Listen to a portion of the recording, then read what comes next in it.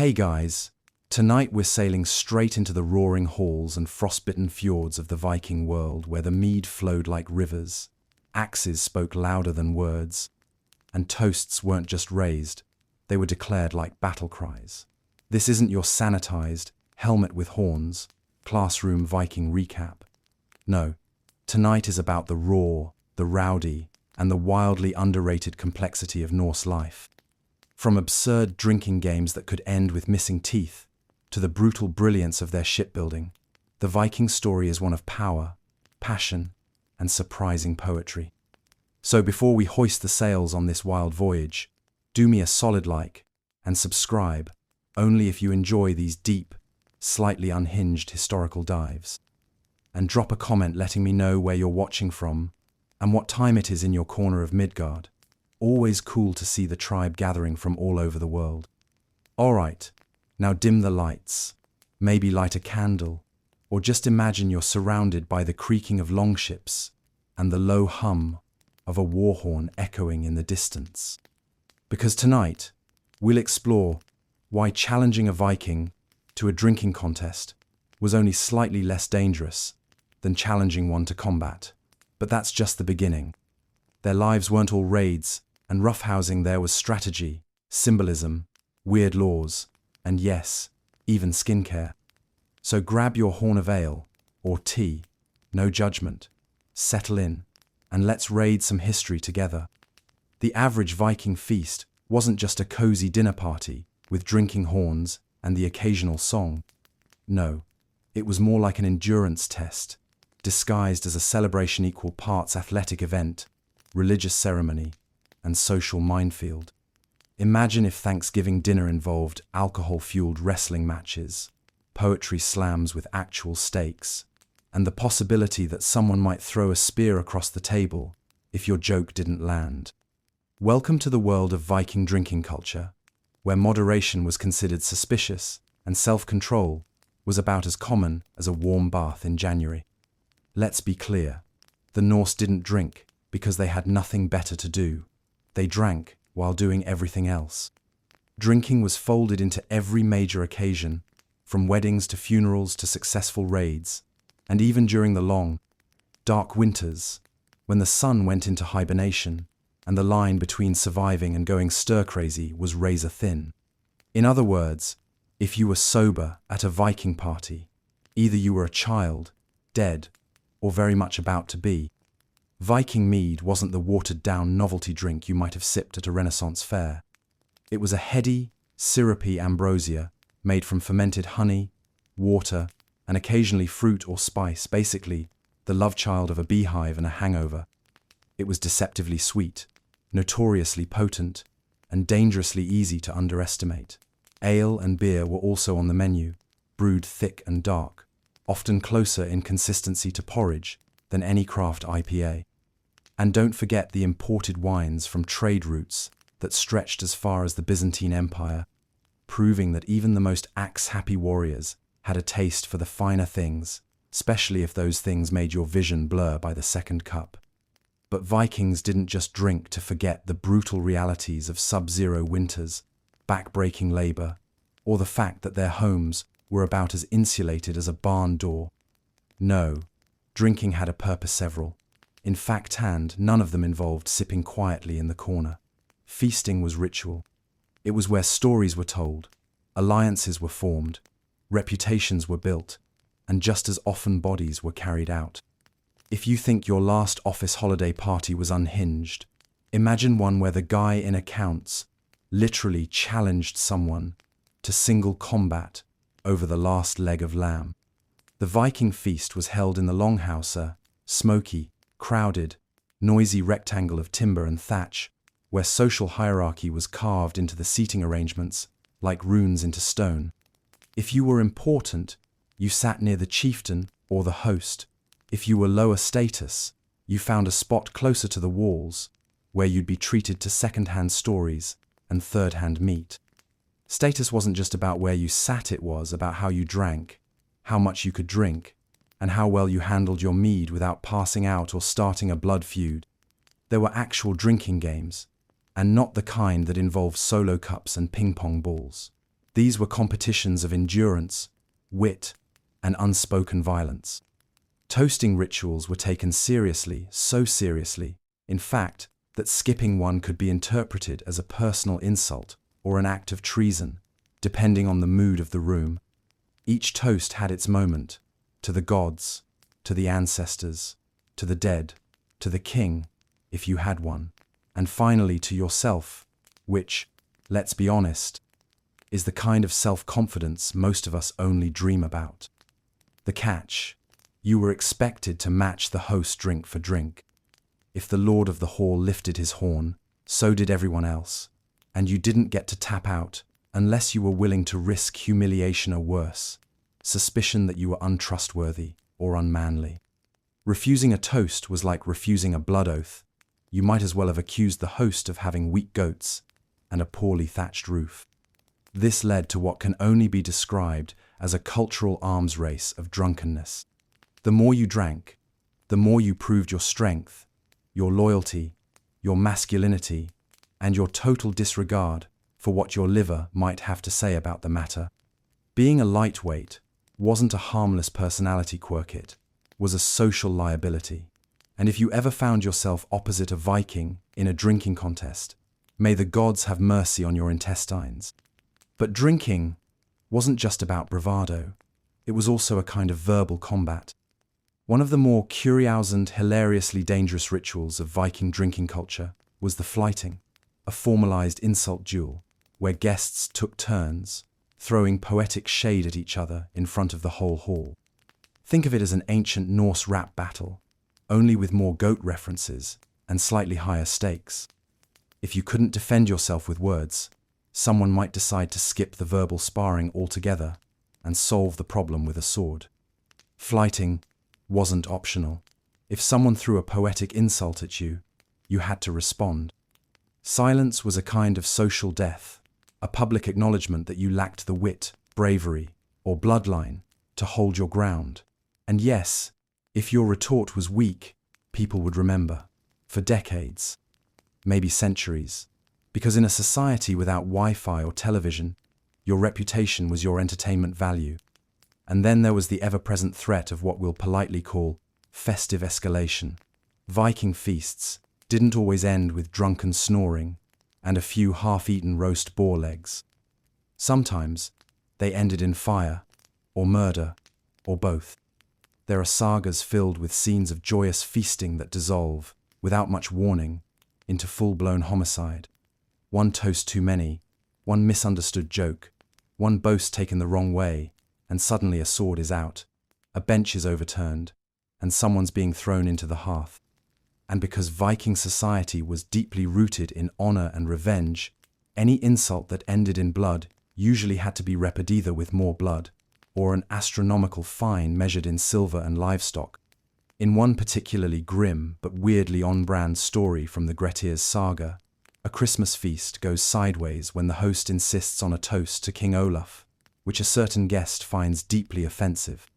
By the time the mead stops flowing, there are corpses on the floor, and someone's been stabbed with the sharp end of a carving knife. And yes, that's Christmas, peace on earth, and mead in your lap. Even the act of pouring drinks carried risk. In wealthier households, servants or thralls were responsible for filling the drinking horns and circulating the mead, but woe to the servant who spilled even a drop. Not only was it wasteful, and mead was not cheap, but a careless spill could be interpreted as an omener, worse, an insult. Many sagas describe these mead-serving moments with a kind of theatrical tension, as if each pour was a potential explosion. Still, for all the danger, there was also beauty.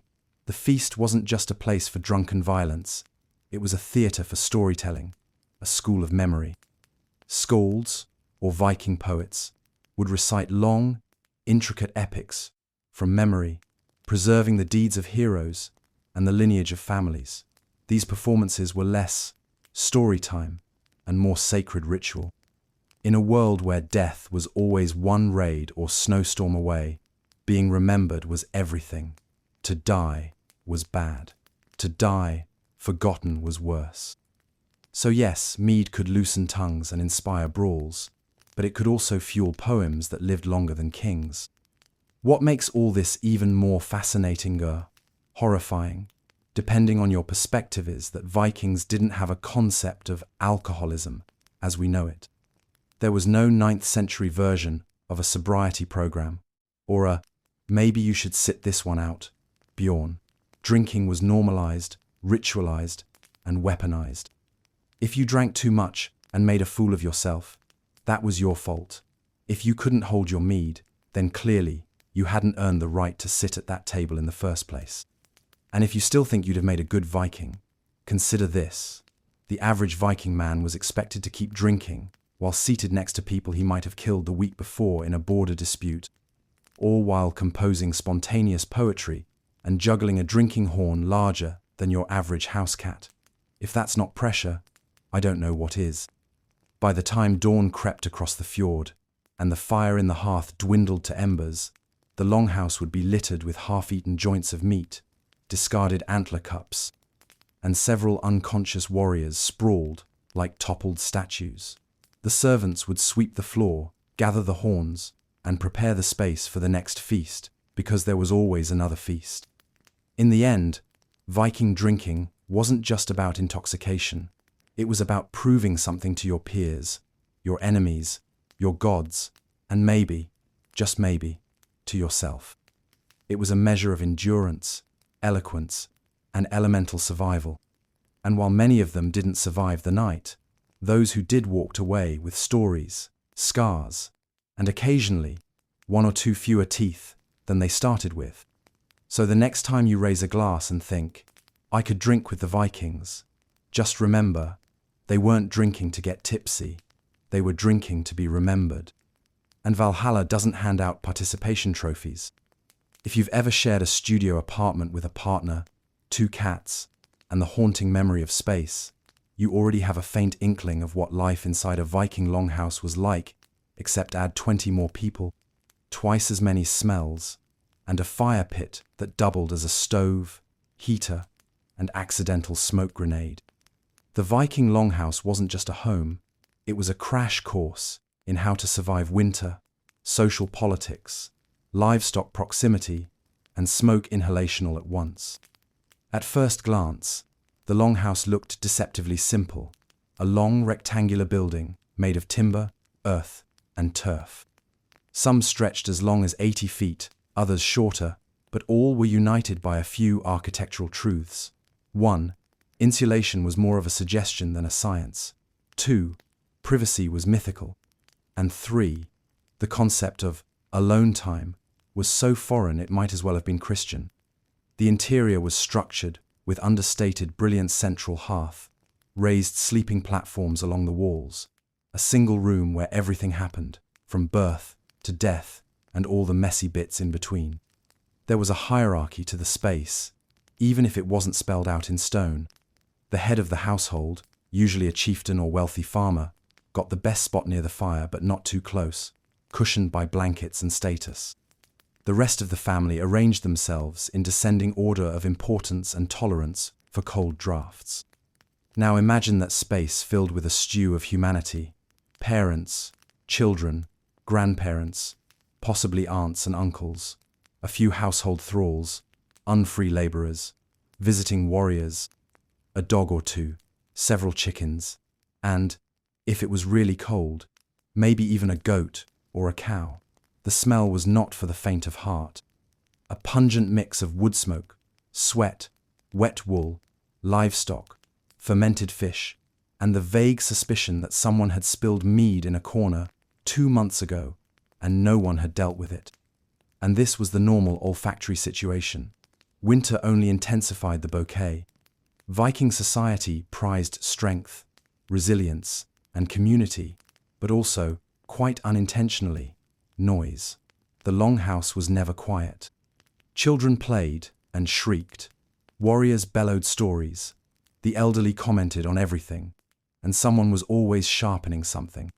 There were no soft materials to soak up sound, just hard timber, packed dirt, and the occasional fur.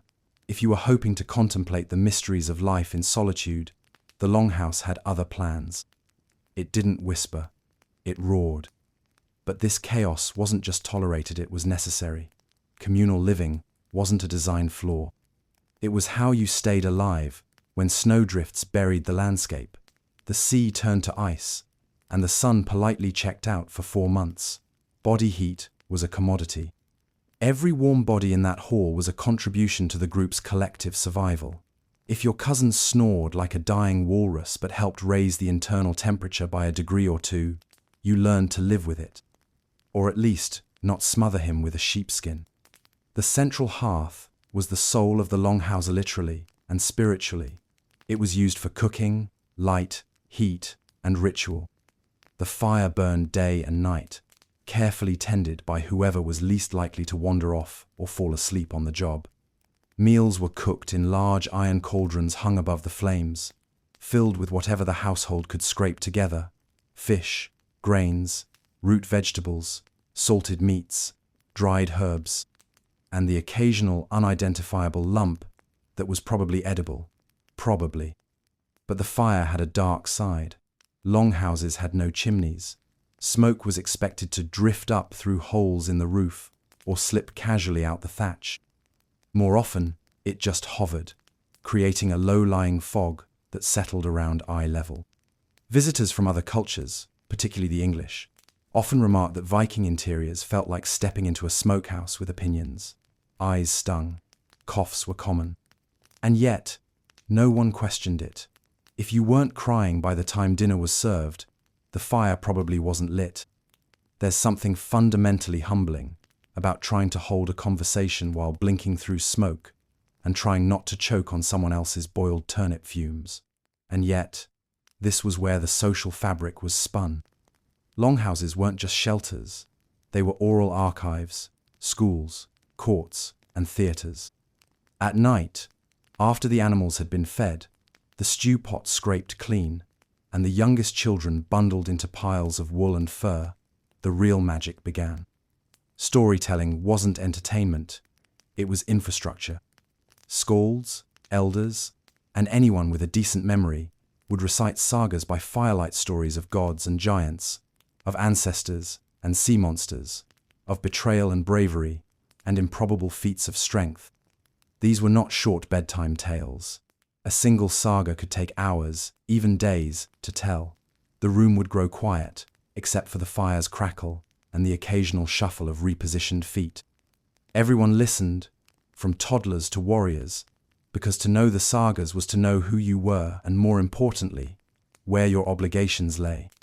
In a world without written contracts or personal diaries, memory was everything. These stories didn't just pass the time, they passed down land rights, blood debts, alliances, warnings, and wisdom disguised as myth. If you forgot a detail, say, that Uncle Ulf had once bested a Draugr, undead creature, in single combat, with a herring fork, you risked diminishing your family's status. Worse, you might spark a feud. Accuracy mattered, embellishment was encouraged, but only if you had the flair to carry it off.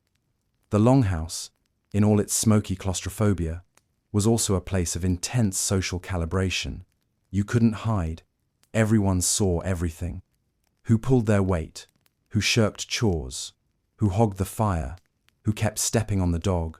Reputation was a living, breathing thing, fed daily by communal scrutiny. It wasn't paranoia if people really were watching your every move. They were, and they were probably judging it too. Of course, with so many bodies packed together, tempers flared. Disputes erupted over trivial matters.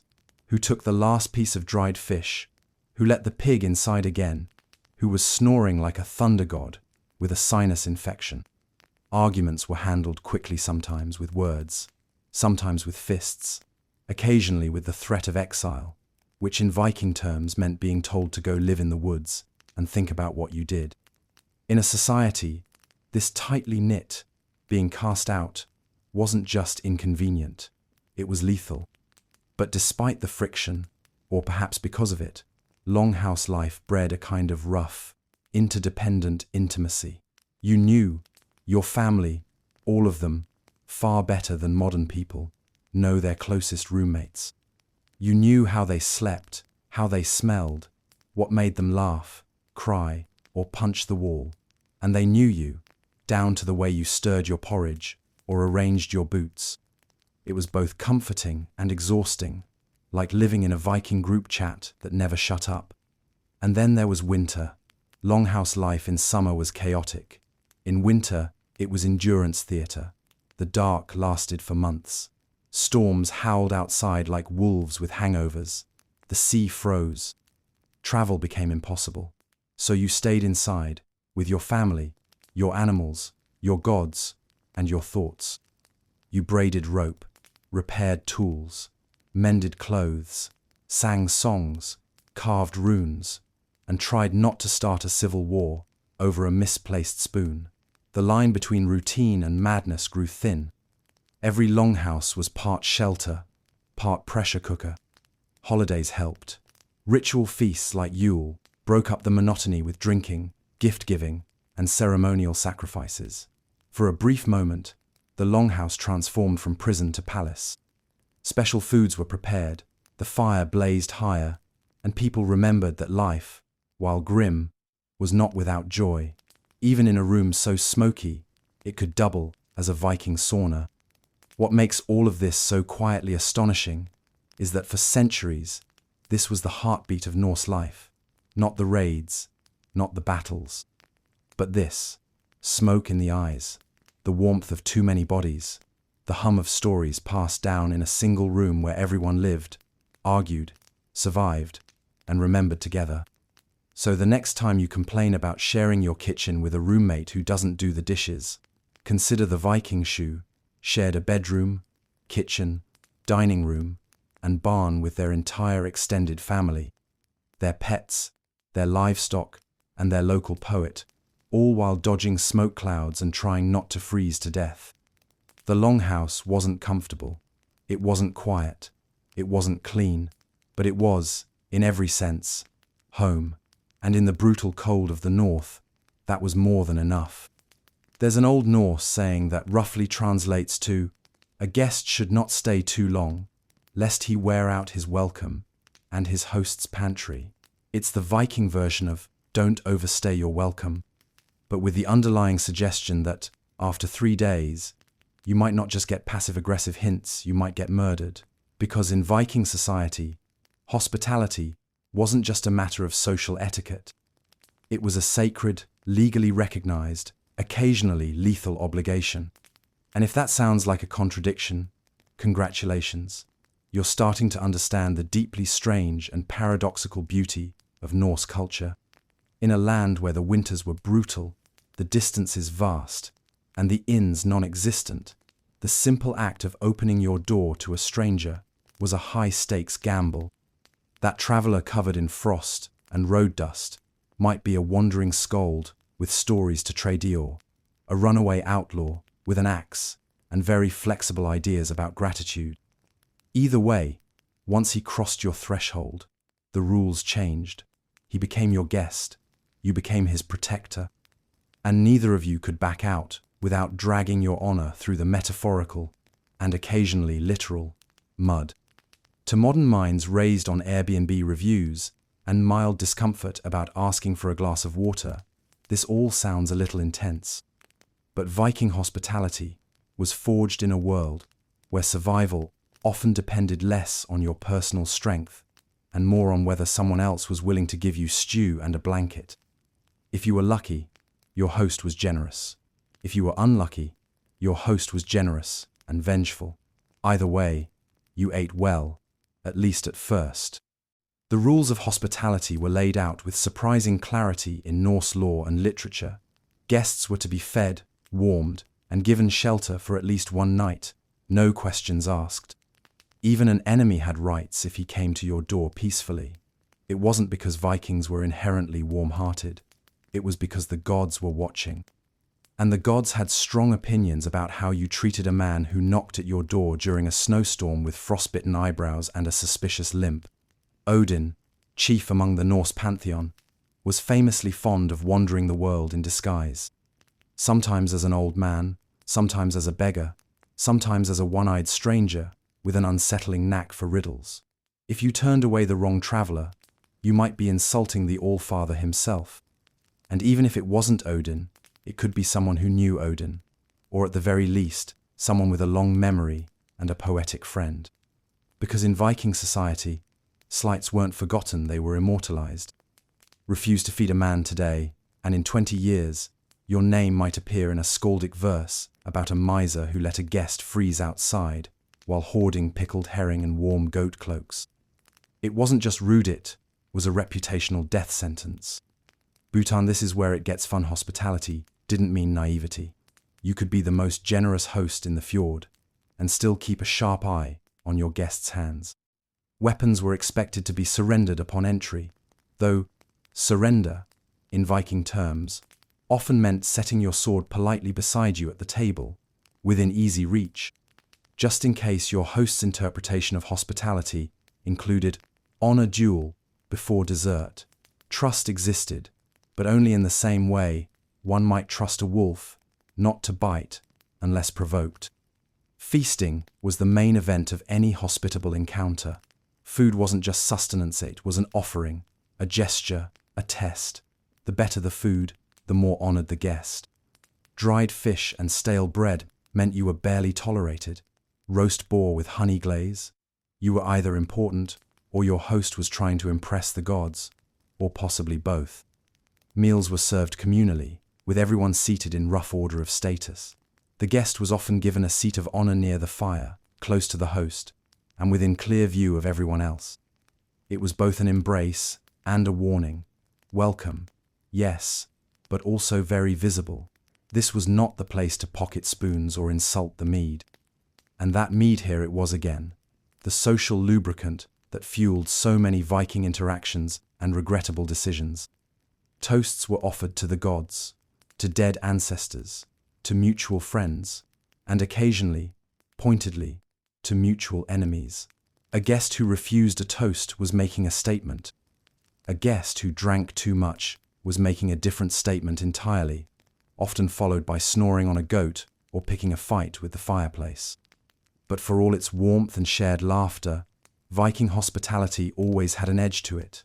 A guest might be fed and sheltered, but that didn't mean he was safe. In fact, hosting someone could be the prelude to either a lasting alliance or an elaborately justified murder. One of the more infamous examples comes from Egil's saga, where the titular anti-hero, a poet, warrior, and walking HR violation visits a man named Bard. Bard, attempting to poison Egil during a feast, serves him poisoned beer. Egil, realizing the trick, murders Bard on the spot, carves a runic curse into a wooden stick, and shoves it into Bard's mouth like a very aggressive Yelp review. Another cheerful tale involves the guest right being exploited by a man named Hrafnkel, who welcomes a traveler named Einar into his home. Einar violates the house rule about touching Hrafnkel's beloved horse, a whole saga plot in itself, and the punishment is swift and fatal. This leads to a chain of revenge killings, legal disputes, and poetic speeches, because Viking hospitality may have had boundaries, but those boundaries were enforced with absolute, and often terminal, sincerity. The underlying logic here wasn't chaos, it was obligation.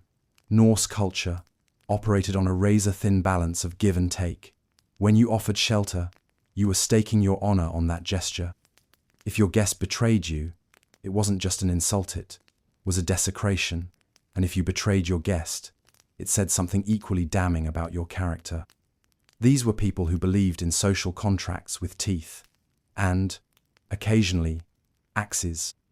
Guests, for their part, weren't just passive recipients of soup and suspicious glances. They were expected to entertain, praise the household, offer news from the wider world, and ideally not steal anything. A good guest told stories, made respectful jokes, and knew when to shut up. A great guest might compose a poem in your honor, praising your generosity and comparing your mead hall to Valhalla. That was the social media post of its time, and it carried serious weight. There were also practical elements to hospitality that modern readers might miss. In a society without road signs, hotels, or Uber, travelers depended entirely on the kindness of others to get from one village to the next. Networks of kinship and reputation ensured that a man could travel from Denmark to Iceland and find a roof over his head at nearly every stop, assuming he hadn't burned bridges or insulted someone's cousin 3 winters ago. And these networks weren't just domestic. Norse hospitality extended, in theory at least, to strangers from abroad. Merchants from Frankish ports, travellers from the east, even occasional Irish monks found themselves welcomed, if sometimes uneasily, into Viking homes. Language barriers could be overcome with gifts, gestures, and the universal language of meat. What complicates all of this, and makes it deliciously Viking, is that hospitality existed in direct tension with vengeance. You could offer a man shelter one night and avenge your brother's death by killing him the next morning after breakfast, of course. Or you could kill him during breakfast, as long as you made it clear it was about justice, not personal failure as a host. Timing, in this world, was everything. Some legal codes even had clauses for this. Icelandic law, for example, offered rules on how long hospitality lasted, what qualified as betrayal, and how many days you had to wait after someone left your home before murdering them without incurring dishonor. This wasn't kindness, it was choreography, a dance of blades, bread, and boiled turnips. And yet, despite the risks and the rules, Viking hospitality worked. It allowed trade, communication, and travel to flourish in a brutal landscape. It gave wandering bards a place to rest, warriors a place to heal, and fugitives a temporary pause from running. It made community possible in a world where geography and climate constantly conspired to isolate people from one another. So, if you ever find yourself transported to a Viking longhouse, shivering from the cold, don't panic. Offer a gift if you can, a thing fancy, maybe a bit of amber or a story worth telling. Accept the seat near the fire, take the mead with both hands, and toast to your host's health, like your life depends on it, because it just might. And when they ask if you know any poems, tell them one, even if you have to make it up, especially if you have to make it up. The Norse loved a good improvisation. Just remember, in Viking hospitality, the food might be warm, the welcome might be sincere, but the knives were never far from reach. Because in a world balanced on the thin edge of survival, trust wasn't given freely. It was tested, toasted, and occasionally, if things went wrong, avenged with a vengeance you could feel in your teeth. If you've ever complained about your apartment being a little chilly because your radiator clanks like it's haunted and the windows let in a light breeze strong enough to push over your houseplants, allow me to introduce you to Viking winter, a time when your house was literally built out of holes, your heat source was about as reliable as a moody campfire, and your most cherished sleeping companion had horns, hooves, and a smell best described as persistent. Winter, in the Viking world, wasn't a season, it was an endurance test wrapped in darkness, sprinkled with frostbite, and served alongside several months of hot stew and mild hypothermia. The Norse didn't so much enjoy winter as they stubbornly refused to let it kill them. There's a difference. Unlike today's cozy image of snow-dusted villages and glug by the fire, Viking winter was long, bleak, and filled with the kind of cold that crept into your bones and then sublet the space to its friends. The sun, never a particularly enthusiastic participant in the Scandinavian climate, all but packed its bags and headed south for the season.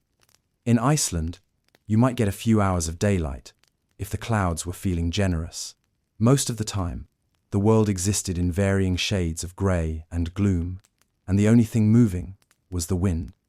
The kind of wind that feels personal.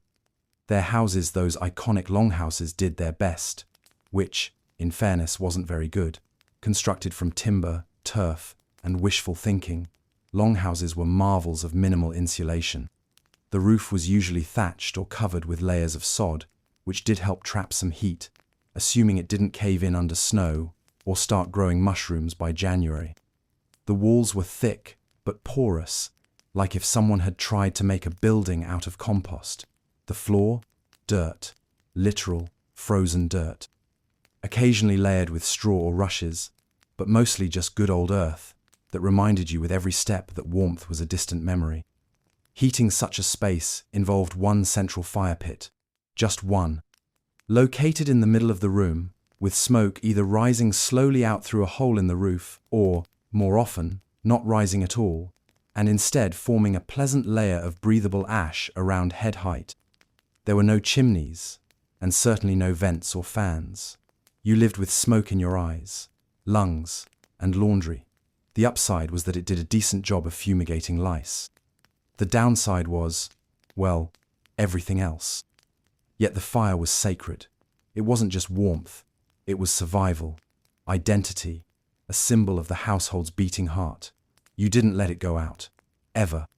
If the embers began to fade, someone got up to stoke it, usually the person furthest from falling asleep. Letting the fire die overnight wasn't just careless, it was catastrophic. Starting a new fire from scratch wasn't the easy flick of a lighter. It was flint, steel, tinder, patience, and the kind of muttered prayers that suggest divine intervention was part of the process. And so, the household revolved around that fire. People slept around it, worked beside it, ate over it, argued near it. Everything happened in that smoky radius of relative warmth. During the worst of the winter, entire families' parents, children, elderly relatives, even a few thralls would bundle together in furs and blankets on raised wooden platforms along the walls. Beneath them might be storage chests or piles of hay. Above them, more often than not, the family livestock. Yes, livestock. If you've ever been around a goat and thought, I wish this experience could be more intimate, then Viking winter had you covered. Animals were often brought inside during the coldest months, not out of affection, but practicality. Cows, sheep, goats, pigs, they all produced heat, which, in a leaky house with a single fire and a wind that could shear your eyebrows off, made them less farm animals and more central heating with hooves. Did it smell good? Absolutely not. But then again, neither did anyone else. Hygiene was not a winter priority. Baths, already rare during the rest of the year, became mythical once the water sources froze. Steam baths, a kind of proto-sauna, were used occasionally, but unless you lived near a hot spring, you probably spent most of winter layered in increasingly aromatic wool and oils. The grease, dirt, and body heat trapped beneath your layers actually helped insulate you. Think of it as the medieval version of thermal underwear, only with more fleas. Food was another challenge. Whatever was harvested, slaughtered, or caught during the brief summer and autumn months had to last through winter. This meant salted meat, dried fish, fermented vegetables, dense rye bread, and lots of porridge. Not glamorous, but filling. The cooking was done over that same central fire stews that simmered for days, bubbling with whatever ingredients were available, seasoned with a touch of smoke, grit, and occasional ash. Meals were communal and often repetitive. If you didn't like dried cod and barley mush on Monday, you probably weren't going to enjoy it much on Thursday either. But food wasn't just nourishment, it was ritual. Meals were moments of structure, sanity, and shared experience. In a world reduced to darkness and dirt, eating together was an anchor. It reminded everyone that they were still human, still a unit, still enduring. And the act of sharing what little you had, especially in times of scarcity, was more than generosity. It was moral insurance. Because if the roles were reversed and in Viking winter, they often were you'd want someone to ladle you a bit of stew, too. Time itself became slippery. With no clear day-night cycle, people measured the hours by the fire's rhythm, the flickering light, the chores that still had to be done. Spinning wool, carving tools, repairing harnesses, mending clothes, these quiet, repetitive tasks became winter's background noise. They also served the dual purpose of being useful and keeping you from losing your mind. When you're trapped inside a turf hut with 20 other people, Having something to do with your hands becomes less about productivity and more about mental health. Children were kept busy, taught songs, stories, simple tasks, or just sent to the far corner to wrestle quietly. Elders passed on oral history, riddles, and advice. And always there were stories, sagas, myths, heroic deeds, and family tale spoken aloud in the dim firelight, thick with drama and longing. These weren't just distractions. They were lifelines. Words carried you through the dark. But the dark also brought danger. Illness, already hard to manage in the best conditions, spread quickly in the close quarters of winter living. Wounds festered, coughs deepened, fevers ran unchecked. The nearest healer might be snowed in a valley away, and herbal remedies could only stretch so far. Death was not uncommon, and when it came quietly, just a figure no longer rising from the blankets, a breath that didn't cloud the air. Grief had its place, but it was not indulgent. Funerals were delayed or simplified, wrapped in the dignity of silence and the practical need to move on. There was wood to chop, animals to feed. The fire still needed tending. What's remarkable isn't that the Norse survived this. It's that they did so with ritual, order, and an almost absurd level of stubbornness. Their winter was not romantic. It was relentless. And yet, they built a culture that absorbed the cold without succumbing to it. They didn't fight winter. They endured it. They met it with layers of wool, bowls of stew, and stories that burned brighter than the hearth. It's easy to see Viking winter as a misery, narrative-own long tale of smoke, sweat, and frost-bitten fingers. But buried beneath the hardship is something more universal. The longhouse wasn't just shelter from the elements. It was a social crucible, a place where relationships were tested, shaped, and sometimes sharpened like blades. You learned who to trust, who could chop wood without complaint, who remembered the endings of sagas, who sang off key, who snored like Thor in a thunderstorm. You learned patience, if only because there was nowhere else to go. Winter forced the Vikings inward, not just into their homes, but into themselves. And when the thaw came, and the ice melted, and the sun returned with all the awkward cheer of a friend who forgot your birthday, they emerged not just alive, but ready. Because winter wasn't just a thing they survived. It was something they carried into their stories, into their rituals, into their bones. And in that way, even the cold became part of the culture, something endured together by firelight and by sheer collective will.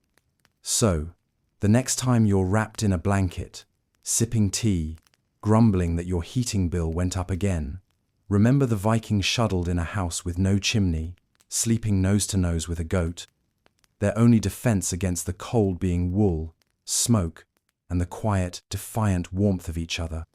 They didn't complain. They told stories, and then they made it through. If you've been picturing Vikings as filthy, greasy-haired barbarians stomping through Europe with blood on their tunics and mutton in their beards, you're not alone. It's a stereotype that's stuck harder than dried porridge on a wooden bowl. After all, who has time for personal grooming when you're raiding monasteries, dueling over sheep, or wrestling a frozen eel out of a river? But here's the twist. Vikings, contrary to nearly every unwashed fantasy we've inherited from television, were clean, meticulously so. In fact, they may have been the best-groomed people in Europe at the time. And yes, that includes the monks. The problem isn't that Vikings were dirty. The problem is that most medieval Europeans were. By comparison, the Norse looked like a traveling spa day, which says less about how advanced they were and more about how much everyone else had simply given up. In the lands the Vikings visited or, let's say, liberated of their valuables, the average person might have bathed once a month, if that. The Vikings bathed weekly. That's not a typo. Weekly. It was so remarkable to their continental neighbours that English chroniclers actually complained about it. That's right. They grumbled that the Vikings were using their cleanliness to steal their women. Because apparently, nothing seduces faster than soap. The Norse even had a designated day for hygiene, lagadager, or bath day, which, yes, is where we get the word Saturday. So if your weekend shower feels like a minor triumph, congratulations, you're already halfway to being culturally Norse. Baths were often taken in heated spring pools when available, or in tubs of water boiled over fire, which was arguably less romantic and more like bathing in soup. Still, it was effective. Add some lye-based soap, yes, they made their own, often harsh enough to degrease an ox, and you had yourself a solid Viking cleanse. It burned, but it got the job done. But bathing was just the beginning. The Vikings were serious about grooming. Archaeological digs across Scandinavia routinely turn up personal hygiene tools: combs, tweezers, ear spoons, nail cleaners, and razors. These weren't luxury items. They were standard kit. Think of them as the 9th century equivalent of a dop kite only, with more bone and less leather. Combs, in particular, were everywhere. Made from antler, bone, or wood, they were often ornately carved, suggesting they weren't just functional, but fashionable. Owning one was expected, using it doubly so. And, yes, they combed their hair, regularly, men and women alike. Norse hair was worn long and styled, sometimes tied back, sometimes braided, often parted neatly in the middle, like the world's deadliest boy band. Beard grooming was an art form. Long beards were fine, so long as they were maintained. Tangled beards, however, were a social embarrassment and unspoken sign that you couldn't be trusted not to eat your own shirt. Beards were oiled, trimmed, and styled, sometimes even decorated with beads or clasps. If this sounds excessive for a culture known for setting things on fire, remember that the Viking world was deeply concerned with appearance, not vanity presentation. You didn't just walk into a chieftain's hall looking like you'd been dragged through a sheep pen. Your clothes were cleaned, your hair was neat, and your beard didn't smell like last week's stew. Personal upkeep was a reflection of status, self-respect, and social standing. It was armor, just like the real armor, only shinier. And then we get to the eyeliner. Yes, eyeliner. The Norse used a substance called kola, kind of soot-based pigment, also used in ancient Egypt, which they applied around their eyes. Was it decorative? Absolutely. Did it have practical use? Also yes. Kohl helped reduce glare from the sun, especially when sailing across reflective waters, and may have deterred certain eye infections. But mostly, it looked fantastic. Dark-rimmed eyes, neat braids, a finely combed beard that wasn't a Viking warrior. That was a Viking statement. If you're imagining a smoky-eyed berserker stomping across a battlefield like he just walked out of a Norse fashion shoot, you're not far off. They also paid attention to clothing, which was often much more colorful than the modern imagination allows. Dyes from local plants and imported materials created shades of red, blue, green, and yellow. Wool was the main fabric, but linen was popular in warmer months, and these garments weren't just thrown on like potato sacks. They were tailored, pinned, and embroidered. Jewelry brooches, arm rings, neck torques completed the look. Vikings didn't just dress like warriors, they dressed like wealthy warriors, or at least ones who hoped to be mistaken for such. And what about their breath, you ask? Well, there's no archaeological toothpaste to confirm or deny, but evidence suggests that toothpicks and rudimentary oral hygiene were a thing. Viking skulls show some signs of wear and dental issues, but they're no worse and, sometimes better than their contemporaries. Which, given the state of medieval dentistry, is about as glowing a review as one could hope for. Even hair removal was part of the regimen. Tweezers, often made of bronze or iron, were used to pluck stray hairs, nose hairs, ear hairs, unibrows gone. Eyebrows were sometimes shaped. This wasn't necessarily about sex appeal, though it didn't hurt. It was about discipline. Control over your body reflected control over your life. Or, at the very least, suggested you were unlikely to keel over from lice or shame. And speaking of lice, yes, they existed. Of course they did. But so did lice combs. Entire grave sites have yielded combs, with louse remains still trapped between the teeth. Is it gross? Certainly. Is it also definitive proof that the Norse actively combed parasites out of their hair? Also yes. They weren't deluded. They knew their living conditions were less than sterile. But they didn't accept it passively. They fought back with soap, tools, and stubborn grooming habits. Contrast this with the Europeans they encountered abroad, where hygiene was, let's say, optional. Medieval chroniclers in England and France frequently remarked on the shocking tidiness of Viking visitors. They bathed more often. They changed clothes. They combed their hair before dinner. No wonder the locals were suspicious. Vikings weren't just stronger and louder, they were cleaner. In the world of early medieval Europe, that was practically sorcery. It's important to understand that for all their violence and roughness, the Vikings weren't feral. They had codes of behavior, they had expectations, and they had mirror-polished metal ones, to be specific. You don't carry a mirror if you don't care how you look. You don't carry tweezers if you think grooming is beneath you. And you certainly don't apply eyeliner with the kind of care that gets mentioned in multiple sagas if your only goal is intimidation. These people were more complicated than we give them credit for.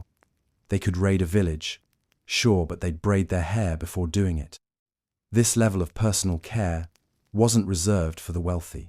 Even lower status individuals carried grooming kits.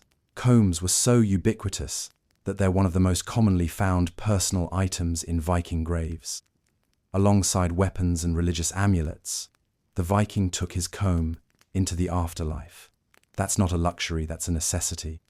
Grooming wasn't a private act, either. Much of it happened communally. People helped each other braid hair, tie back beards, apply kohl, clean ears.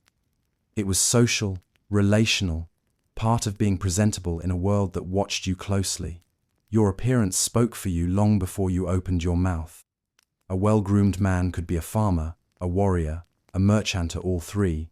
A disheveled man? He was suspect, possibly cursed, definitely not welcome near the fire. And the women? They were no less meticulous. Norse women wore their hair long, often braided and elaborately styled. Pins, beads, and combs featured heavily in the record. Clothing was layered and functional, but rarely plain. Wealthier women wore imported silk ribbons.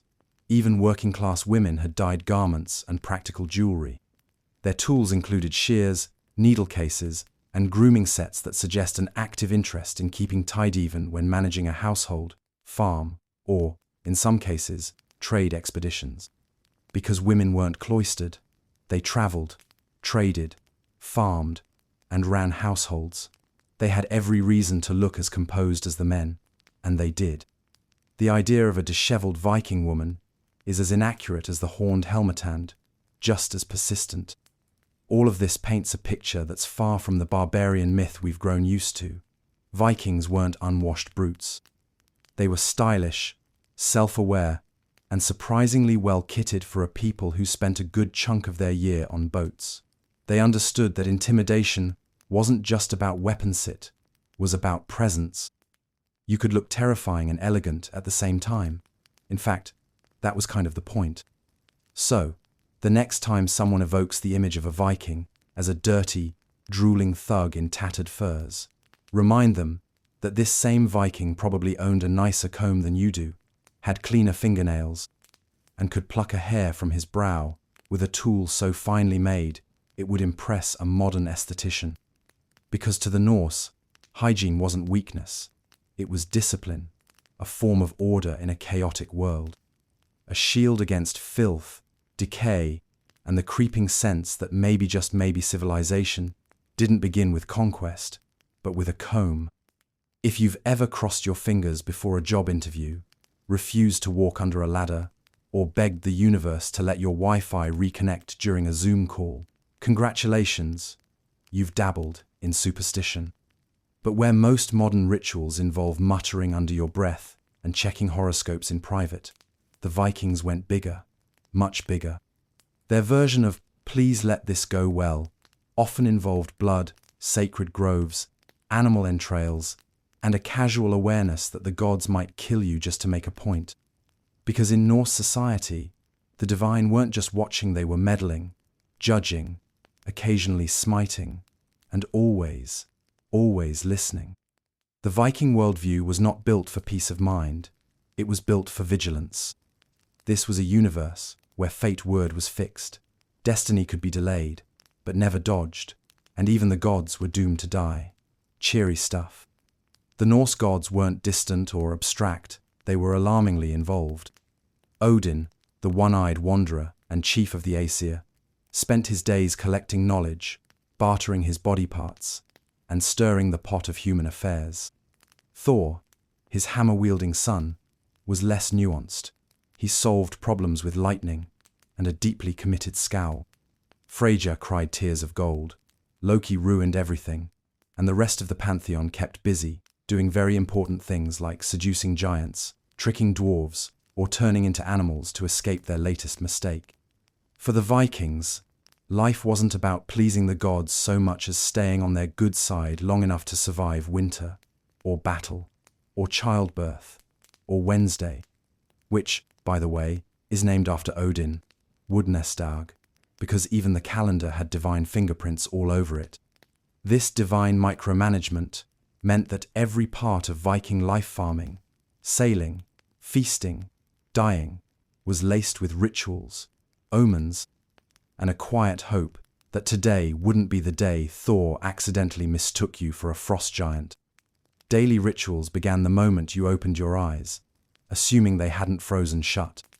Simple acts: lighting the hearth, grooming your beard, taking your goat outside for its morning constitutional, were opportunities to acknowledge the gods, a murmured offering to Frigg for peace in the home, a whispered thanks to Thor for keeping the storms at bay. These weren't elaborate ceremonies, they were reflexes. The same way someone today might check their phone first thing in the morning, a Norse farmer might glance at the sky, mutter something in Old Norse about weather spirits, and then check the livestock to make sure none of them had died mysteriously. If they had, that was a problem, a very spiritual one. Superstition was the default operating system. Ravens flying east? A good sign. Dream about a wolf? Bad. Trip on the threshold?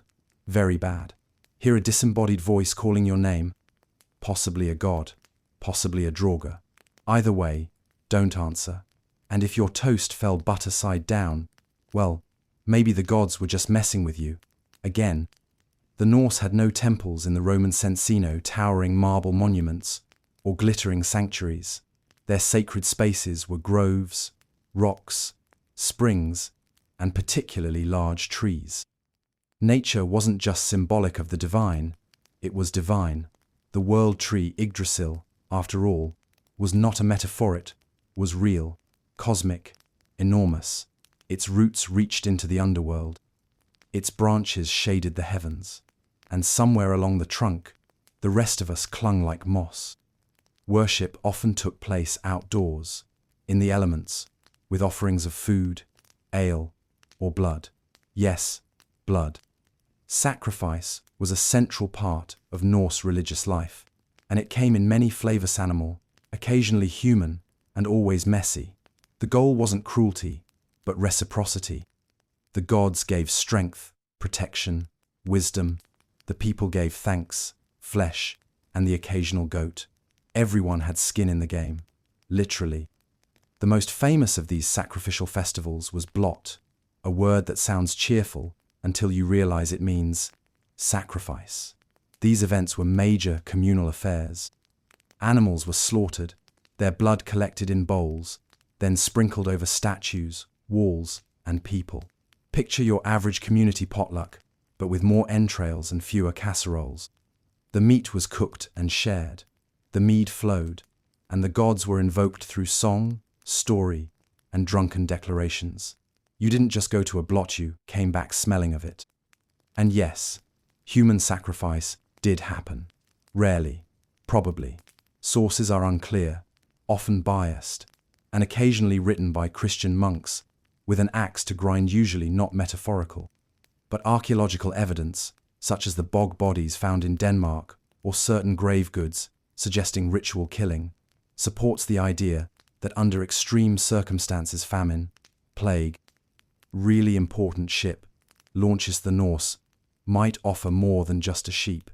It wasn't taken lightly, it wasn't common. But when your gods are capable of devouring wolves and triggering Ragnarok, you don't want to seem stingy. Speaking of Ragnarok, the Norse version of the apocalypse cites, worth noting that Viking religion was uniquely uncheerful about the end of the world. Most religions offer some sort of uplifting finale, divine judgment, salvation, reincarnation, enlightenment. The Norse, fire, floods, wolves eating the sun, gods dying in droves. And then, maybe, a whisper of rebirth. Maybe. It was less a promise and more a shrug. Yet this bleak cosmology didn't depress the Vikings. It grounded them. Knowing the gods themselves were fated to fall made human struggle feel, oddly, noble. You weren't trying to win. You were trying to endure. To face the void with a full beard, a sharp axe, and the knowledge that your ancestors were probably watching and silently grading your performance. To help navigate this cosmic chaos, the Vikings turned to runes. Runes weren't just letters. They were tools of divination, carved into bone, wood, or stone, then cast like mystical Scrabble tiles. Runes could guide decisions, predict outcomes, even curse enemies, though you'd better be good at them, because misusing runes could backfire spectacularly. In the Sigrifumal, part of the Poetic Edda, a Valkyrie explains the multiple uses of runes for healing, victory, love, birth, and death. There was a rune for everything, just don't mix them up. Accidentally, carving a fertility rune into your battle sword might send the wrong message. But for all this magic and mystery, Norse religion was oddly transactional. It was less about eternal morality and more about results. There were no 10 commandments carved into fjords. The gods didn't demand purity, they demanded respect. And when things went wrong, bad harvests, lost ships, sick cattle, you didn't ask, "Why is this happening to me?" You asked, "Which god did I forget to toast last week? And where is the nearest chicken I can offer as an apology?" And while the gods loomed large, they weren't the only supernatural forces in play. Spirits, land wights, and ancestral ghosts shared the Norse cosmos like roommates with conflicting schedules. Farmers left offerings at stones or buried food at crossroads to appease local entities. Builders placed sacrifices under new construction, yes, even under longhouses, just in case the ground resented being disturbed. If you sensed a strange chill or found your tools rearranged, you didn't call a therapist. You left an offering and hoped the spirit accepted passive-aggressive peace treaties. Death, of course, was the great cosmic tipping point. For the Norse, dying was not the end, it was a change of address.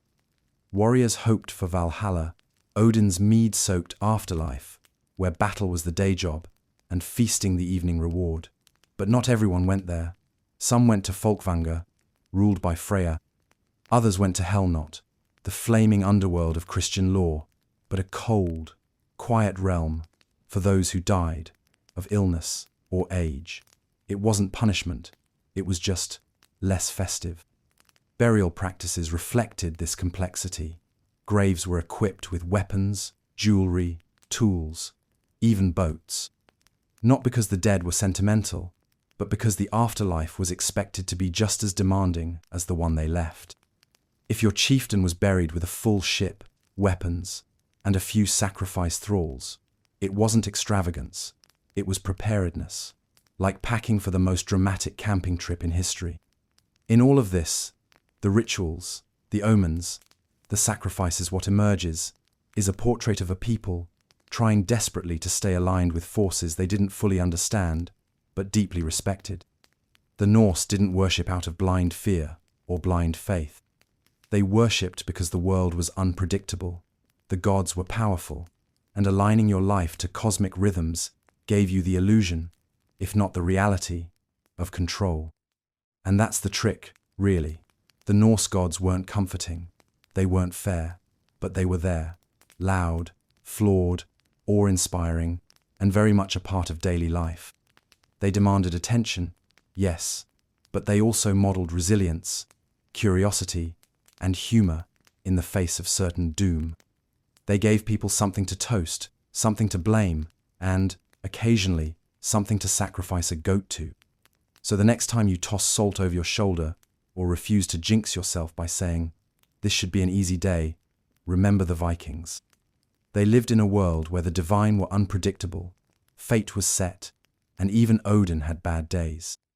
But they faced it all with rituals, stories, sacrifices, and a deep, unshakable belief that even if the gods were watching, they might be impressed. If you've ever looked at a flat-pack piece of furniture from a certain Swedish company and thought, "How hard can it be?" Congratulations, you've already underestimated Scandinavian engineering once in your life. The Vikings were building masterpieces long before they ever got around to pillaging your monastery, and their greatest innovation wasn't the axe or the beard comb, but the ship, sleek, flexible, absurdly fast, and designed to terrify everything from local fishermen to imperial navies. Calling a Viking longship a boat is like calling a falcon a bird with opinions. It's technically true, but it misses the point entirely. These were floating war wagons, engineered to ride waves like they were silk, able to sneak up rivers like a thief in the fog, and designed with such unnerving precision that even modern naval architects occasionally furrow their brows and mutter, "How exactly did they pull this off with no blueprints, no nails, and no regard for OSHA?" Let's start with what made these ships so exceptional: versatility. Viking longships could handle ocean swells, shallow rivers, and the kind of beach landings that would make a modern cruise ship weep. They had a shallow draft, meaning the hull didn't sit deep in the water, allowing them to sail up rivers barely wider than the ship itself. This meant a Viking fleet could appear suddenly and inconveniently in places where ships simply weren't supposed to be. It's hard to feel safe inland when your enemy sails through the marsh, parks next to your farm, and hops off the boat, looking like a mobile thunderstorm. The hulls were made with overlapping planks of timber, a method known as clinker or lapstrake construction. Picture fish scales, but on a dragon that floats. Each plank overlapped the one below it and was fastened with iron rivets. The Vikings smithed their own fasteners, because apparently doing things the easy way was for people with less dramatic destinies. The result was a hull that flexed and moved with the waves, rather than trying to brute force through them. These ships didn't crash over waves. They rode them, the way a dancer moves through a crowd without ever spilling their mead. Now, let's talk wood, because of course the Vikings had preferences. Oak was the Beyoncé of Viking shipbuilding: strong, reliable, and everyone wanted it. But depending on location, they'd also use pine, ash, or spruce. The selection wasn't just about availability, it was about which type of wood worked best for each part of the ship. Keel, oak; planking, pine; oars, ash. Every tree had its destiny, and none of it ended in a decorative fireplace. The keel itself, the backbone of the ship, was a single, massive timber, shaped and hewn with terrifying precision. If you've ever tried to cut a straight line with a pair of dull scissors, now imagine doing it with an axe, on a log the size of a telephone pole, and getting it right enough that your ship doesn't corkscrew itself into the bottom of a fjord. Viking shipwrights didn't use measuring tape. They used instinct, experience, and probably a bit of sorcery. The ships were symmetrical, meaning the prow and stern looked nearly identical. There was no front or back, strictly speaking. This allowed the vessel to reverse direction quickly without needing to turn around, which is incredibly useful if, say, you've just realized the monastery you're attacking has reinforcements, or the storm you're sailing into is angrier than expected. Backpedal mode. Engaged. Rowing was, of course, part of the deal. Longships typically had between 20 and 40 oars, depending on size. These weren't some slapdash sticks whittled in a hurry. It was carefully shaped to minimize drag and maximize power. Rowers sat on chests that doubled as storage. When you weren't rowing, you were probably sitting on your spare tunic and hoping the guy behind you didn't drop his salted herring into your bag. But when the wind picked up Out came the sailor single, square canvas, typically made of wool, treated with animal fats or resins to make it water-resistant. It wasn't just functional, it was often dyed and patterned, turning the ship into a kind of floating battle flag. A Viking ship under sail was less a means of transportation and more of a warning shot made visible from miles away. And these sails weren't just for open sea glory. They were highly adjustable, and Viking crews could reef them quickly if the wind shifted. The rigging ropes, pulleys, and such was surprisingly sophisticated, even if it looked like a disorganized haystack. Viking sailors knew wind the way modern drivers know traffic lights, intimately, resentfully, and with a deep sense of timing. The ships were lightweight enough to be carried over land, yes, carried. If a river dried up or a portage was necessary, the crew simply lifted the vessel and walked. Think about that the next time you complain about lifting your kayak. Vikings essentially invented the convertible of the sea. Ship, one moment, oversized backpack the next. Some ships even came with rollers or sledges, so you could drag them, like a stubborn mule, minus the noise. For longer journeys, the Vikings developed nars, which were broader, deeper-hulled cargo ships. These were the Costco trucks of the North Sea, designed to haul timber, furs, weapons, people, and the occasional livestock. Less flashy, but vital. While longships raided, nars traded. It's always nice to diversify your portfolio. The fact that these ships took Vikings to Iceland, Greenland, and even North America before Columbus ever figured out which direction was west should tell you everything you need to know about their quality. These weren't reckless, storm-blind lunatics rowing into oblivion. These were mariners who could navigate using sunstones, coastal landmarks, sea currents, and birds. Some historians argue they even listened to whale song. And if that sounds mystical and implausible, remember, these are people who believed a man could grow stronger by drinking bear blood, and then tested the theory. It wasn't just the ships themselves that inspired awe, it was what they allowed.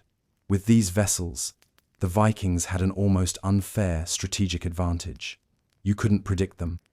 They could land where there were no ports. They could vanish up a river. They could retreat as quickly as they arrived.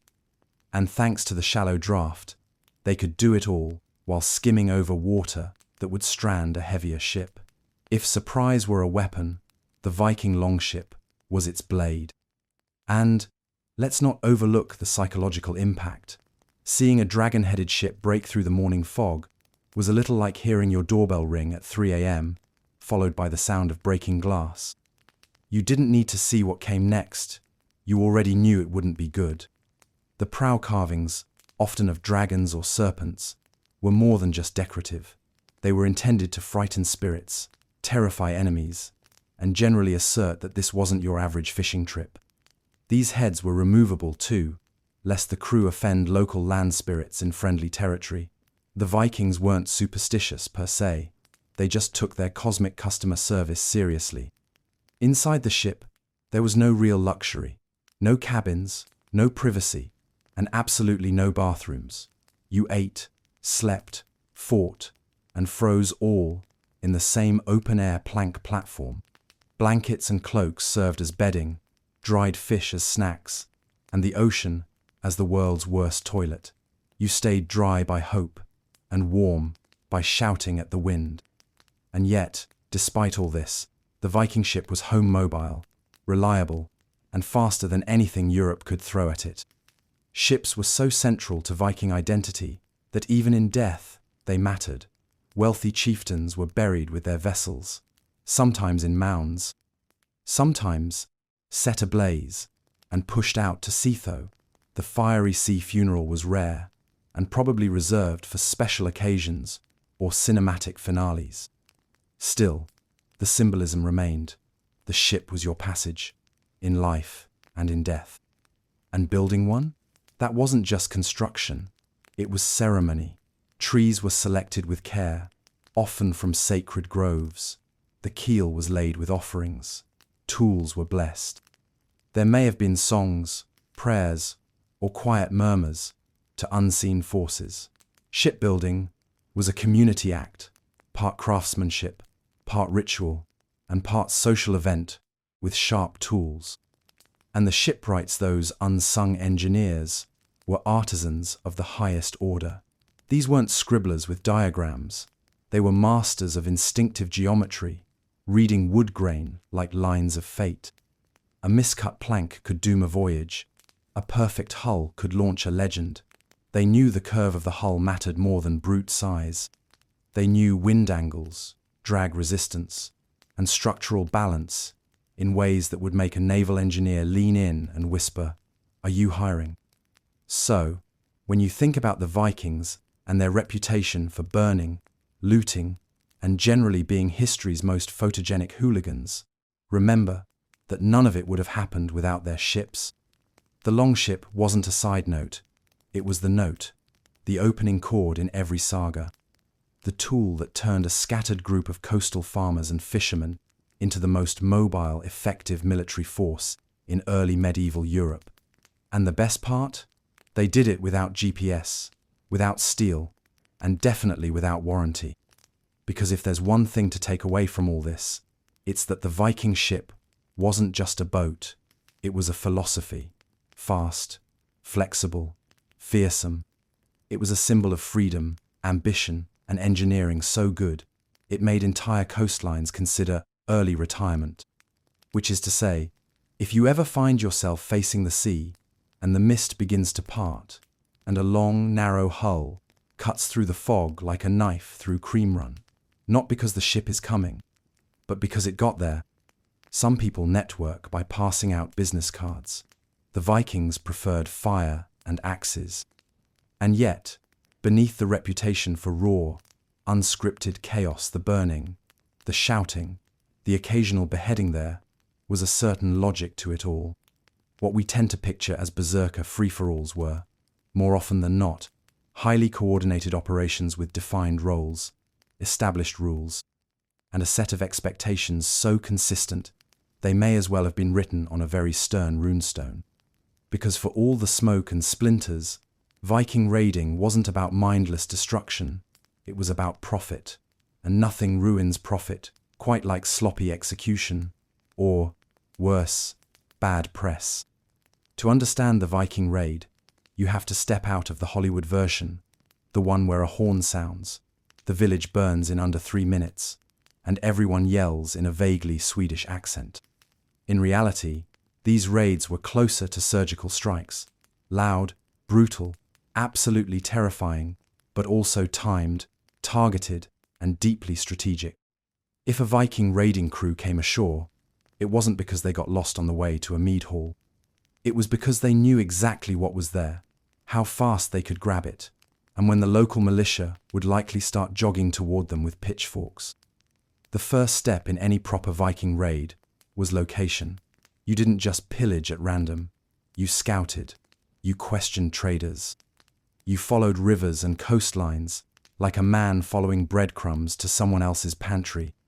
Monasteries, of course, were favorite targets, not because the Vikings were especially anti-monastic, but because monasteries were rich, peaceful, and the religious equivalent of a jewelry store with no security system. When the Anglo-Saxon Chronicle reported that heathen men had ravaged Lindisfarne in 793, it wasn't just mourning the loss.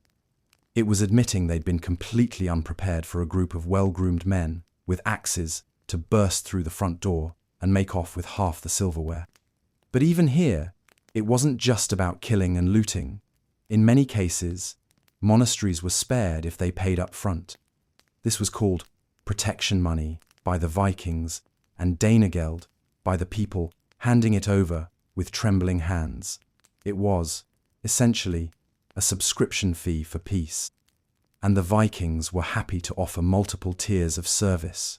Bronze, we don't sack you this time. Silver, we don't sack you and we pretend to like you. And gold, we offer to raid your enemies instead. Once a target was selected, the fleet assembled. Longships lined up like silent blades on the water fast, shallow drafted and ominous. And while the crews might have looked like chaos personified, there was a system. Every crew had a hierarchy, a captain or styramader in charge, an experienced helmsman, a group of warriors, and support personnel who doubled as cooks, scouts, and plunder inventory specialists. And yes, there were logistics involved. You can't just loot without someone keeping track of how much silver is in the goat bag. The raids themselves were fast. Think of them as the hit and run of medieval warfare.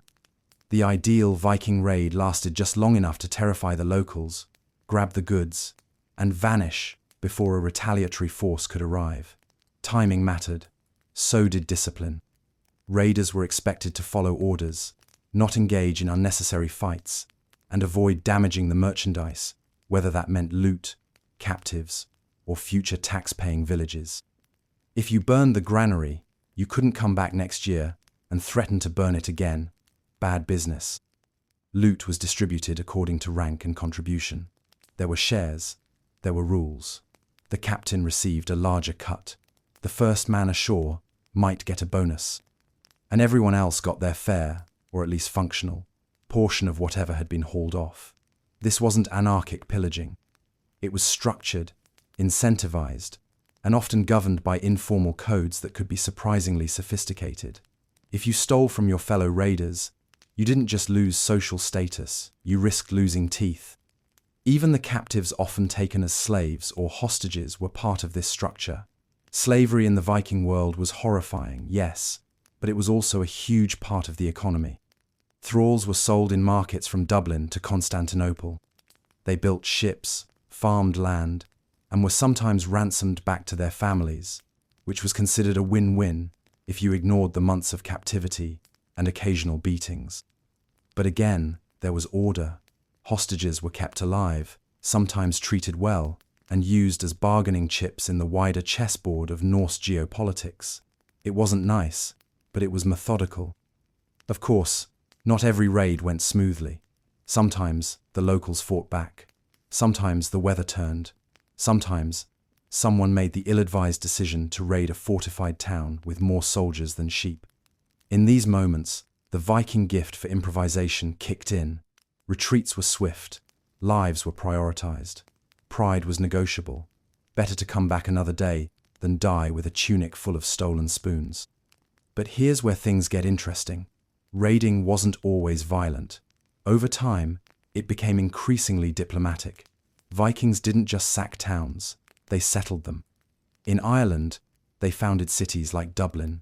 In Normandy, they secured land in exchange for peace. In the Danelaw parts of England, under Norse control, they established treaties, tax codes, and surprisingly well-maintained public infrastructure. This was not the behavior of wild, chaotic murder hobos. This was colonialism with a side of charm. And then there was the branding.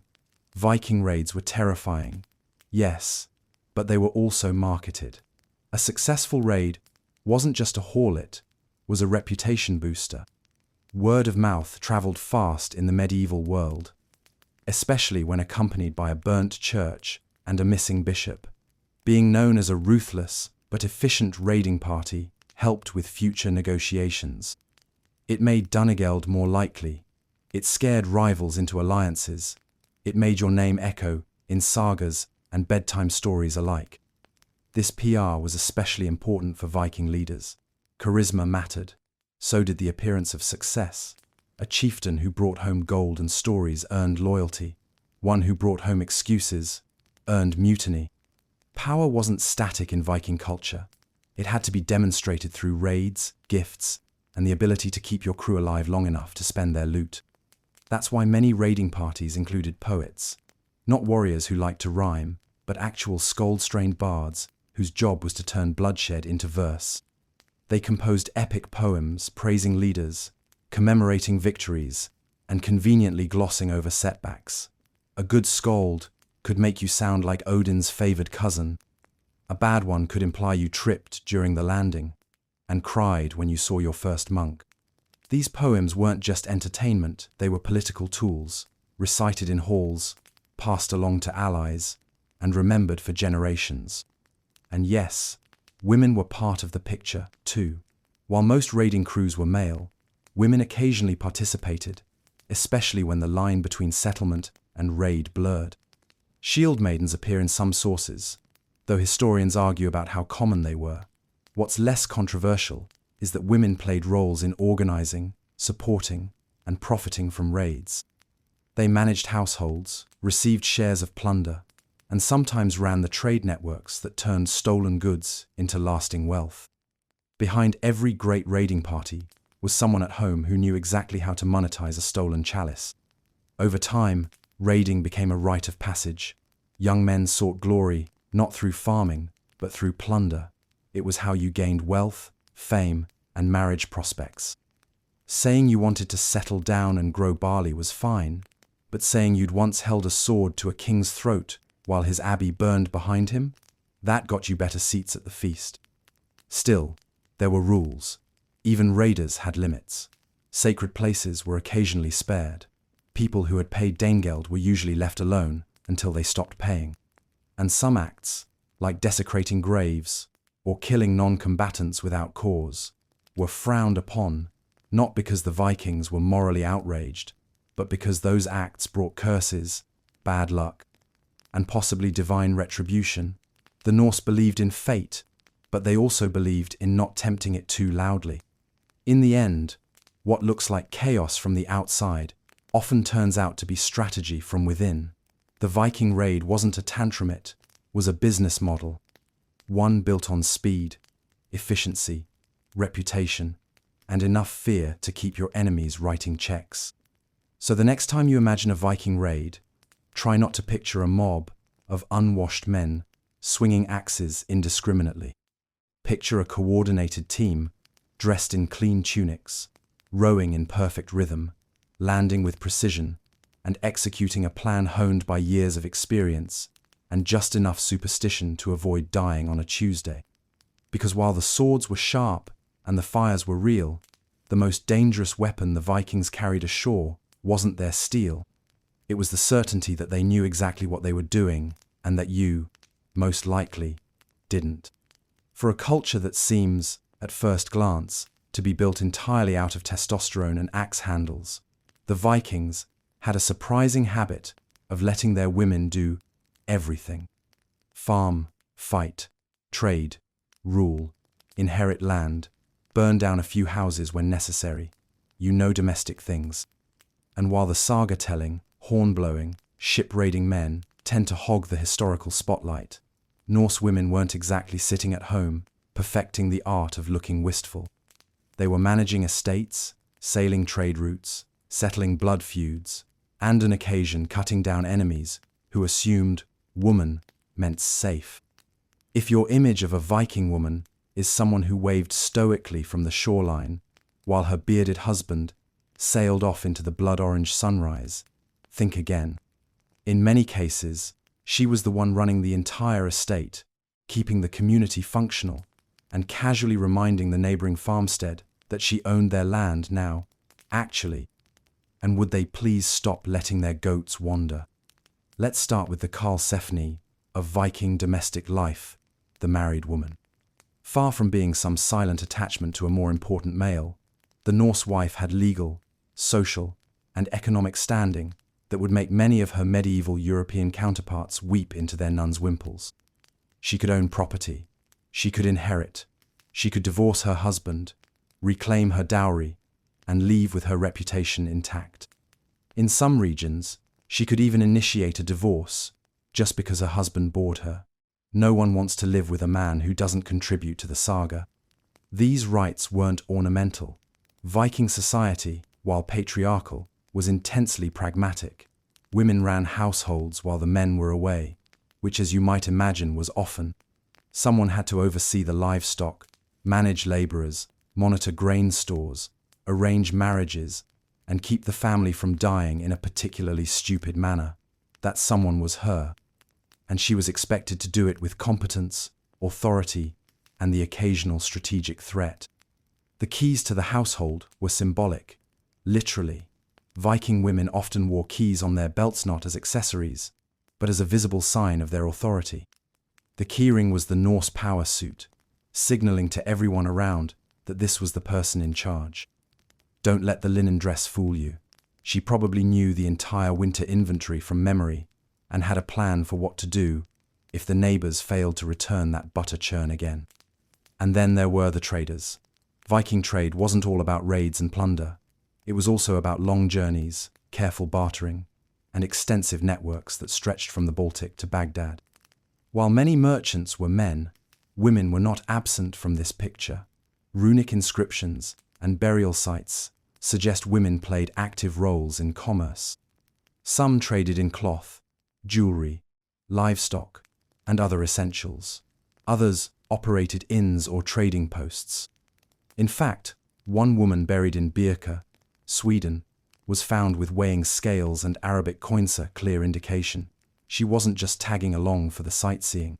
There's even evidence to suggest that some Norse women traveled with merchant expeditions, handling goods, navigating deals, and possibly frightening entire marketplaces into submission through sheer organizational skill.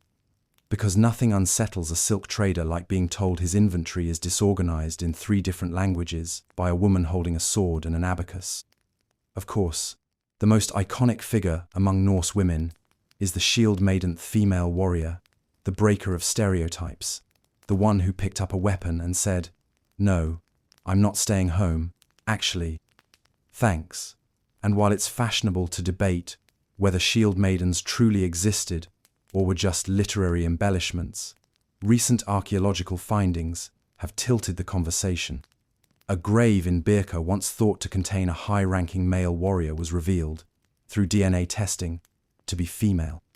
The burial included weapons, gaming pieces, and signs of military strategia setup, not typically granted to non-combatants. This discovery didn't surprise everyone. The Sagas, long, sometimes unreliable, always entertaining epics of Norse life are littered with references to women who fought. There's Brynhild, the Valkyrie, who alternated between slaying warriors and falling into magical comas. There's Lagertha, described by the chronicler Saxo Grammaticus as a fearsome warrior who led troops into battle and made men question their life choices. And of course, there's Freydis Eriksdottir, who, when surrounded by enemies in Vinland, grabbed a sword, bared her chest, why not, and charged, sending the attackers fleeing in terror. Whether the nudity was tactical or thematic, we may never know. What's clear is that Freydis was not to be trifled with. Still, it's important not to overstate the frequency of shield maidens. Most Viking women didn't fight on battlefields. They fought in courts, in households, and in the arena of survival.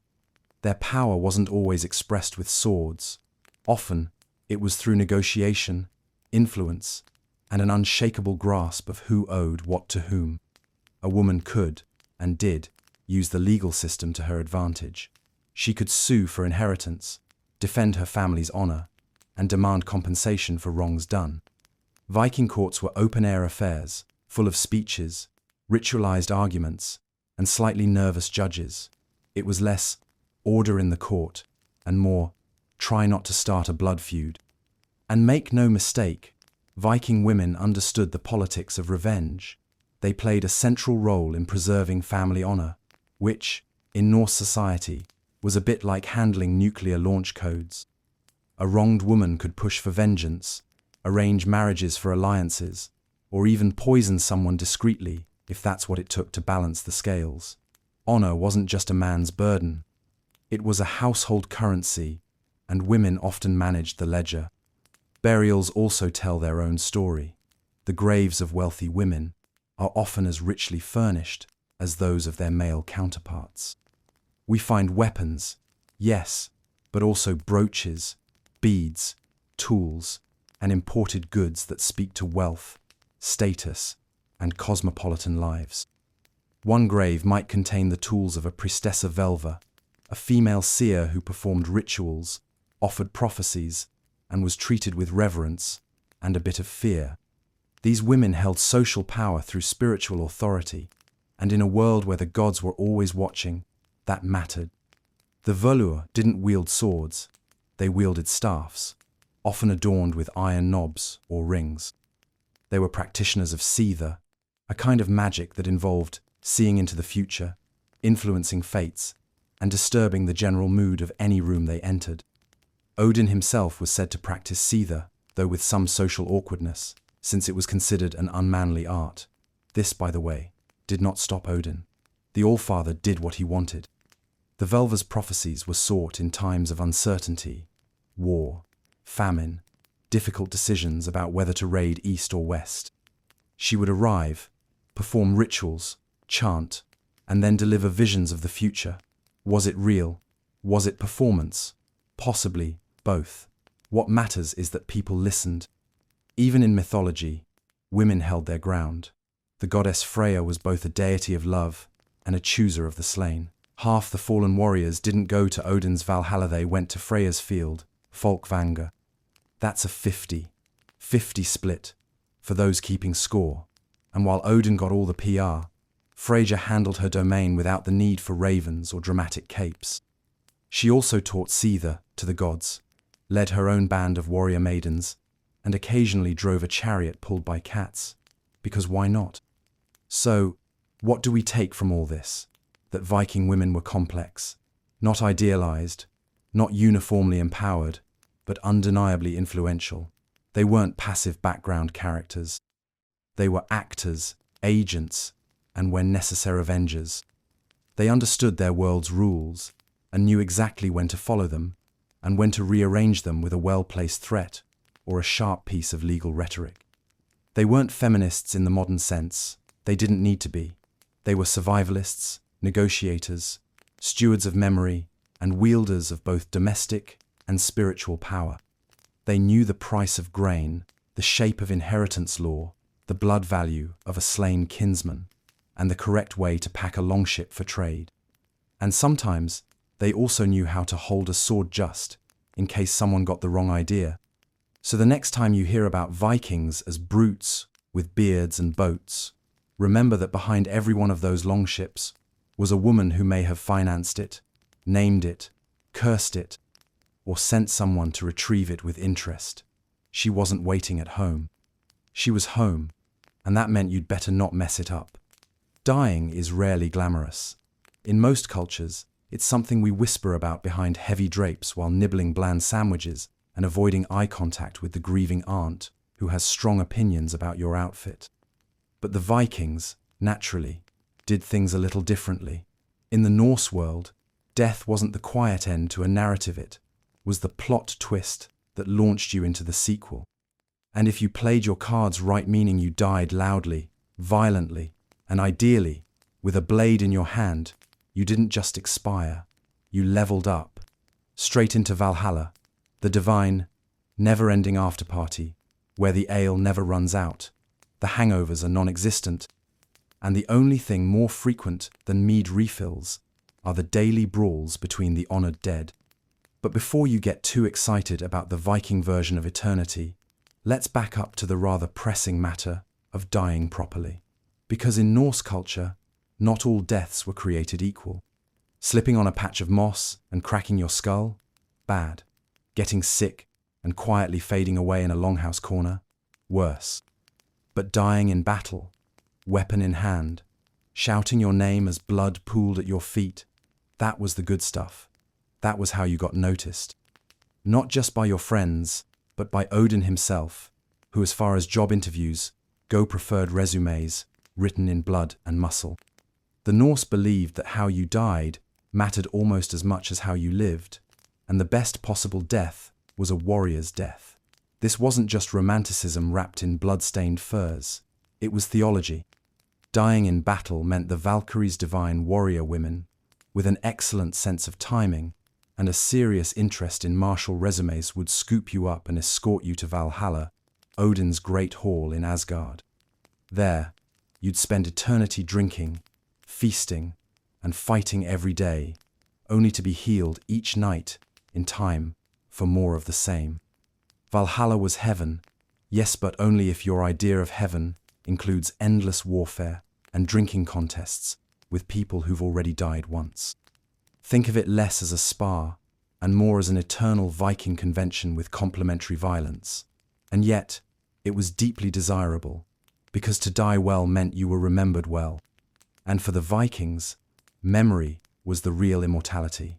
Your name carried on through sagas, songs, and the suspiciously long-winded stories of your descendants at every feast thereafter. But what about those who didn't die gloriously? What happened to the elderly, the sick, the unlucky farmers, who happened to be standing under the wrong tree during a thunderstorm? They went elsewhere, some to hell, a neutral underworld ruled by a goddess of the same name, who was half living, half dead, and all about managing cosmic leftovers. Contrary to modern associations, hell wasn't a place of torment. It was simply not Valhalla. Cold, shadowy, perhaps a bit depressing, but not hellish in the fire and brimstone sense. You rested there, eternally, which, to a Viking, probably sounded suspiciously like retirement tolerable, but deeply unsatisfying. Still, not everyone bought into the battle or bust philosophy. There were other realms, other beliefs. Freyja, goddess of love, war, and excellent entrances, took half the battle dead to her own hall, Folkvanga. Some sailors might end up with Ran, the sea goddess, who snared the drowned with her net.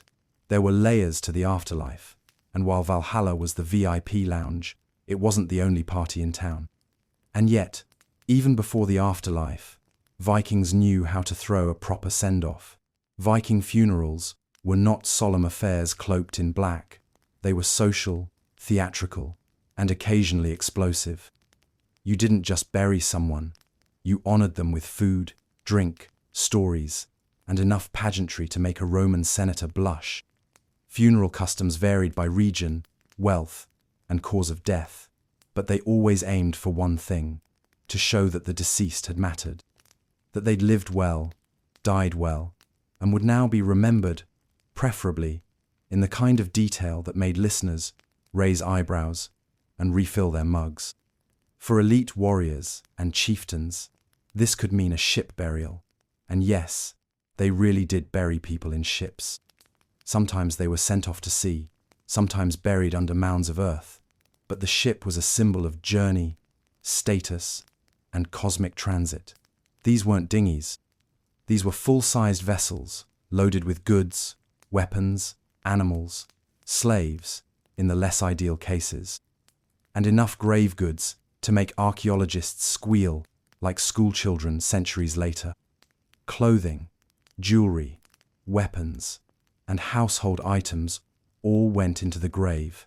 Sometimes even entire banquet settings were included, as if the deceased might wake up hungry. Dogs, horses, and in some cases, sacrificed humans were also part of the package.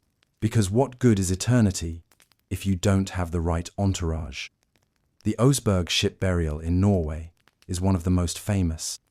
2 women, possibly of royal or religious importance, were laid to rest with carts, tapestries, wooden animals, and a range of mysterious objects that scholars still debate. It wasn't subtle, but that was the point. The afterlife might be invisible, but the transition to it was meant to be loud, lavish, and deeply memorable. Not all funerals were ship-themed, of course. Many Vikings were cremated, ashes scattered, bones collected in urns, or placed in graves alongside their belongings.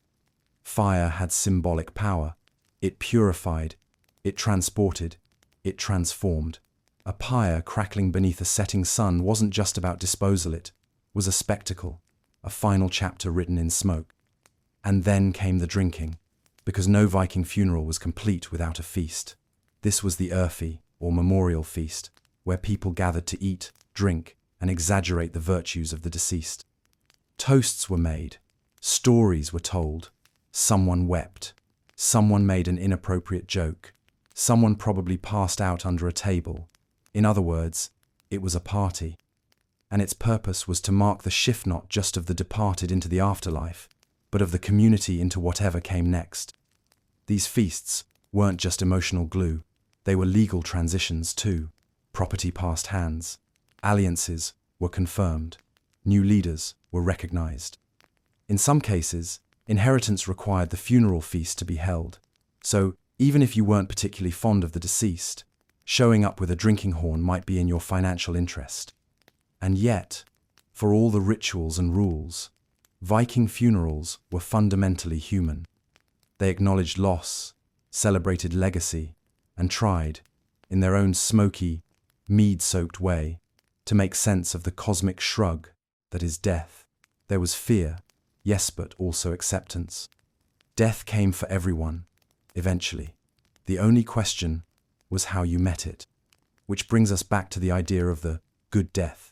In modern terms, a good death might involve a quiet room, soft music, and loved ones holding your hand. In Norse terms, it involved blood, adrenaline, and the hope that someone nearby was composing a decent poem about you as you fell. It was messy, brutal, and often abrupt, but it meant something.